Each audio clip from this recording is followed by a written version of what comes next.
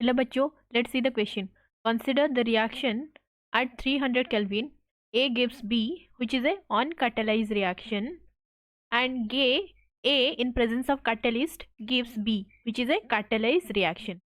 The activation energy is lowered by 8.314 kilojoule mole inverse for the catalyzed reaction. The rate of this reaction is option A 15 times that of the uncatalyzed reaction, option B 38 times that of uncatalyzed reaction, option C 22 times that of the uncatalyzed reaction, option D 28 times that of uncatalyzed reaction. तो इस question में दो reaction दिया है, एक है absence of catalyst which is a uncatalyzed reaction and another one is a catalyzed reaction जो कि हो रहा है एक catalyst की प्रेजेंस से। एंड जो कैटालाइज रिएक्शन है उसका एक्टिवेशन एनर्जी अनकैटालाइज रिएक्शन से कितना कम है, 8.314 किलोजूल मोल इनवर्स, ये कम है। तो पूछा है कि रेट को कंपेयर करने के, दोनों में रेट को हमें कंपेयर करना है। इस क्वेश्चन को सॉल्व करने के लिए हमें जो की कॉन्सेप्ट चाहिए वो क्या है, rate of the reaction, rate of reaction and Arrhenius equation.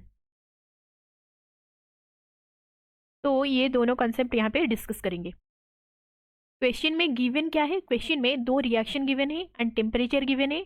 Temperature कितना गिवन है, 300 केल्विन, एंड रिएक्शन गिवन है A gives B is a uncatalyzed reaction and another one is A in presence of catalyst gives B which is a catalyzed reaction.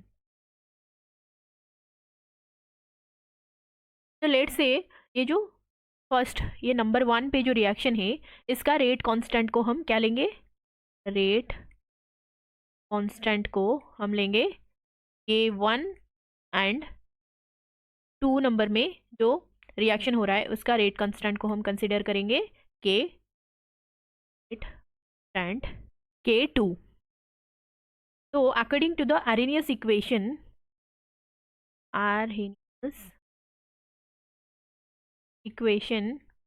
क्या है, K is equal to A dot e to the power minus A by R T.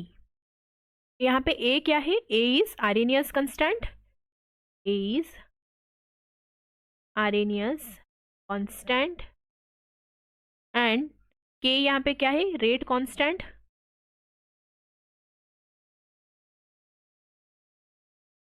EA क्या है, EA is the activation energy,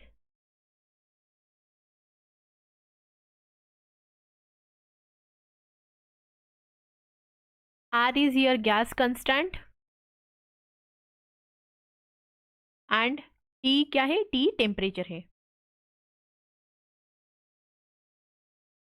and इस यहाँ पे जो दो reaction दिया है उन दोनों का हम रेट कांस्टेंट आरेनियस इक्वेशन को अप्लाई करके लिखेंगे। फर्स्ट क्या है, फर्स्ट रिएक्शन का रेट कांस्टेंट है K1, तो K1 is equal to A dot e to the power minus EA by R T, ये होगा 1। एंड K2 क्या है, K2 is A dot e to the power EA।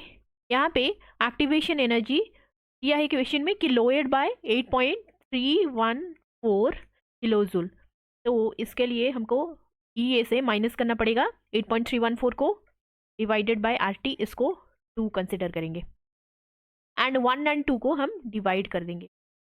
तो 1 divided by 2 here is K1 divided by K2 is equal to, यहाँ पे A cancel हो जाएगा, तो e to the power EA by RT divided by e to the power minus EA minus 8.314 RT।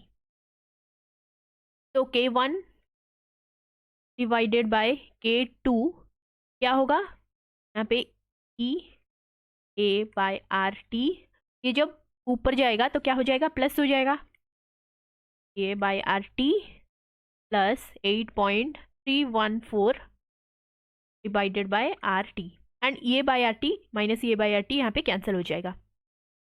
क्या रहेगा, K1/K2 is equal to 8.314 divided by R T. And यहाँ पे जो एक्टिवेशन एनर्जी लो हो रहा है ये किलो जूल में दिया है, तो इसको हम क्या करेंगे, जूल में कन्वर्ट करेंगे। तो क्या हो जाएगा, K1 divided by K2 is equal to 8.314 into 10⁻³ divided by R का वैल्यू क्या होगा, 8.314, एंड टेम्परेचर क्या गिवन है, 300 केल्विन। तो इसको जब हम सॉल्व करेंगे क्या आएगा, e टू द पावर, यहाँ पे e टू द पावर है, टू द पावर, तो K1/K2 is equal to e to the power 1000 divided by 300। तो क्या होगा, e टू द पावर 3.33। तो इसको जब हम e टू द पावर 3.33 क्या होगा, 28। तो K1 divided by K2 is equal to 28, and rate क्या है, rate is equal to K which is rate constant into जो भी रिएक्टेंट होगा उसका concentration to the power n। तो let's say rate of reaction 1 is R1, reaction 2 is R2। तो R1 divided by R2 is equal to K1 divided by K2। तो R1 divided by R2 is equal to 28।